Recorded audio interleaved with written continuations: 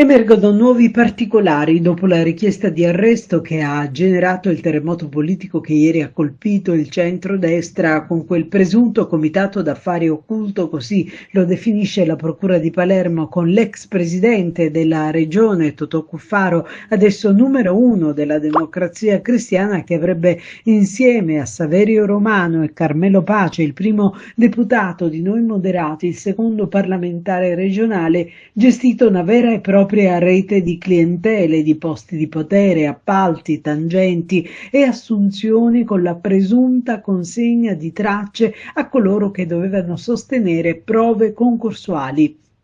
Secondo la procura, dalle mani di Totò Cuffaro sarebbero passati anche i soldi di una tangente destinata ad un altro indagato, il direttore generale del Consorzio di Bonifica della Sicilia Occidentale, Giovanni Giuseppe Tomasino, che avrebbe favorito le imprese segnalate secondo l'accusa da Cuffaro. La sua lunga militanza politica lo avrebbe reso capace di condizionare l'indirizzo politico-amministrativo della regione siciliana, sono le parole usate dal giudice per le indagini preliminari Carmen Salustro.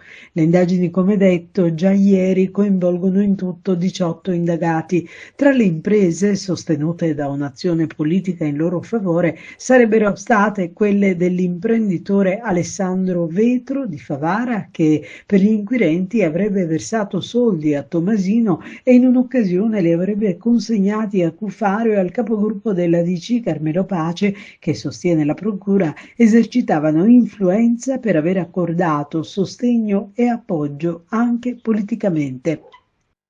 Secondo gli inquirenti, Totò Cuffaro avrebbe inciso sulle nomine dei dirigenti, dei funzionari pubblici regionali e negli enti amministrativi di maggiore rilevanza nell'ambito di settori strategici quali la sanità, gli appalti, le opere pubbliche.